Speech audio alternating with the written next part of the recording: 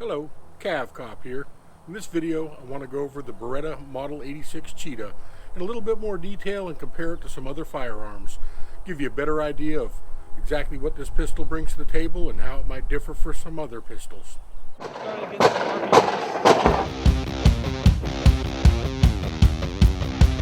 Alright, I appreciate you guys watching my videos. If you would, make sure you hit that like button and make sure you subscribe to help the channel out. I'm just a small independent channel trying to share some information with you. I'm a longtime firearms enthusiast, and I just want to share some of the stuff I have. Not one of those big, huge sponsored channels or anything like that.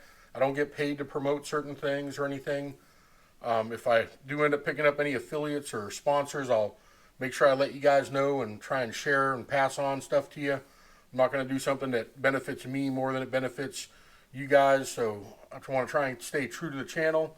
Also, if you guys are into firearms, make sure you check out Therapy Range, check out Always Survive, the Midwest Survivor, Ricky Ace Range Review.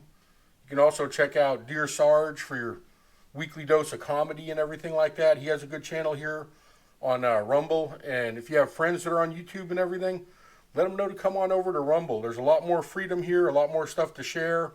Me being a smaller channel, if there's certain things that you want to see me do or have questions about, I'll probably have a lot more freedom to work with you versus some of the big channels that'll just kind of blow you off because they're paid to promote only certain products and everything.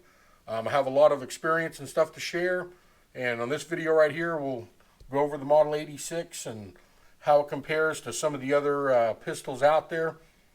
Hope you guys enjoy this. Alright, and one of the things I wanted to show the difference between the 84 and the 86 is that on the 84 here, they put in an extractor basically on it. It's also a loaded chamber indicator. I don't know if you can see it. Sticks up a little there. It has like a little red tab on it. But the slide here is recessed a bit. So you can see it actually goes in a little bit and it'll hold on to the cartridge and help extract it when it comes out.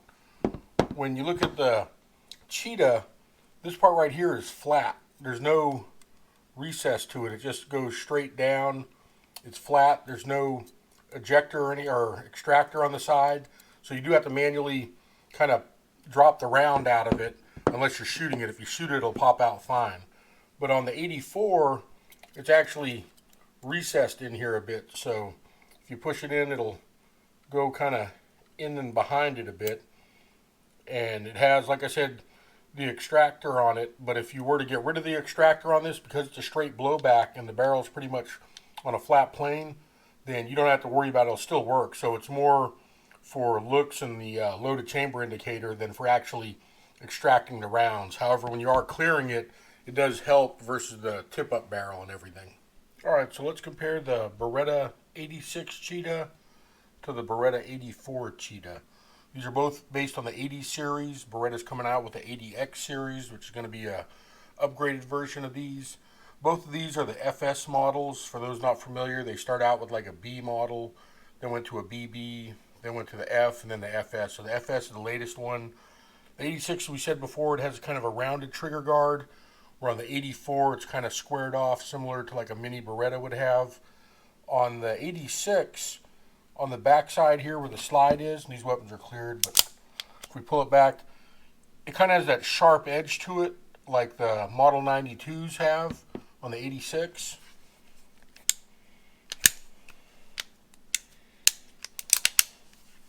And if we look at the Model 84, it's a little bit more rounded off. And so there's a little bit of difference in there. We have the full-length guide rod coming forward on this. On the 86, it's kind of internal. Like we said, it's a fixed barrel versus a rotating barrel, as we showed in the other video that I did. As far as the magazine capacities go, you get 13 rounds in the 84, and you only get 8 rounds in the 86. So the 86 is a little bit different. The size of them, if you look at the mag wells, there's a bit of difference, but the 86 is actually a narrower grip. I don't know if it shows up as well as not, but it's slightly wider on the 84 grip. They could have probably made this a bit slimmer being a single stack, but it fits the hand pretty good. Both of these have magazine disconnects, so when you take the magazine out, the weapon is not capable of firing. It's an added safety to it. There is a slight difference with the trigger setups on these. If we take the 84 right here, on the 84, it's meant to be a decocker on the safety, and it's basically meant to be carried with a round in the chamber ready to fire, more for your law enforcement and military type use in other countries. But on this right here, you can't carry it with a round in the chamber on safe. There's kind of a third position here, or I guess a second position, but I call it a third position. You have down on safe, and then you have up, which is decock. So you have down and you have up.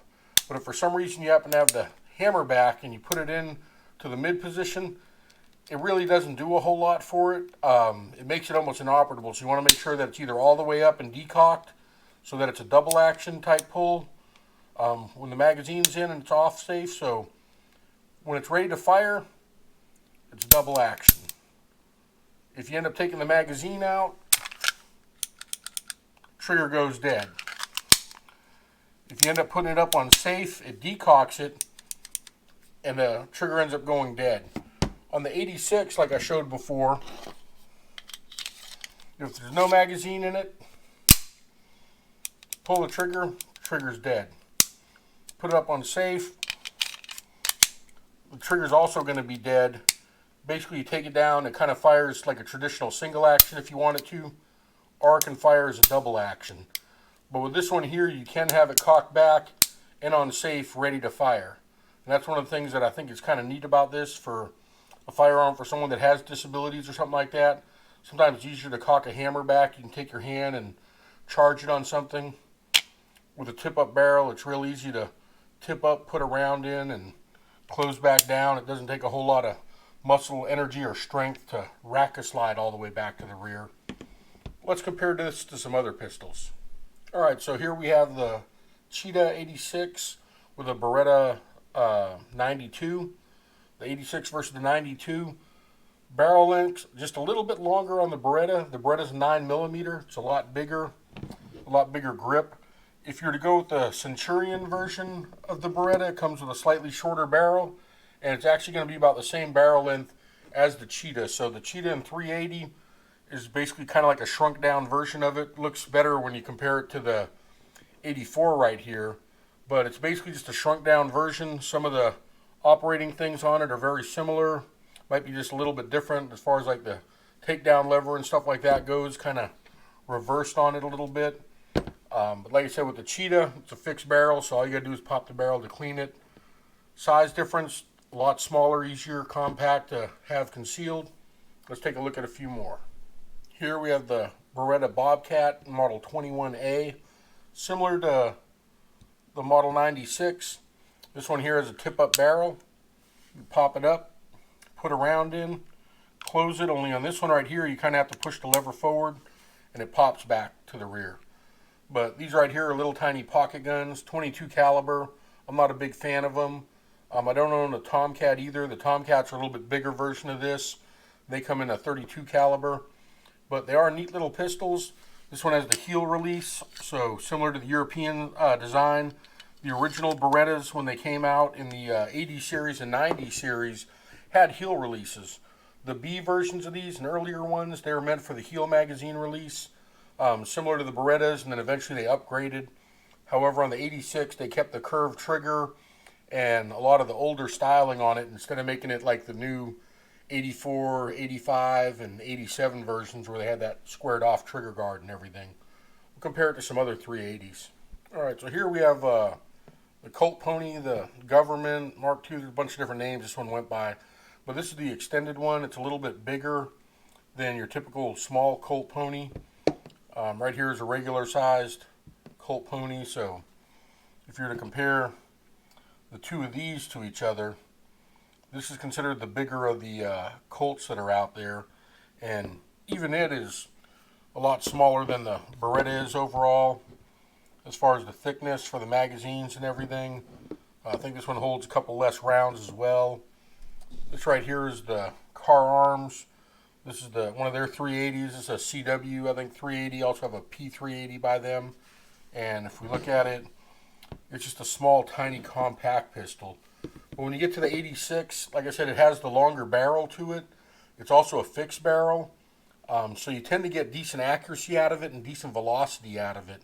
As I said before, the 9mm rounds in the 80s, not a single one of them was able to pass the FBI test.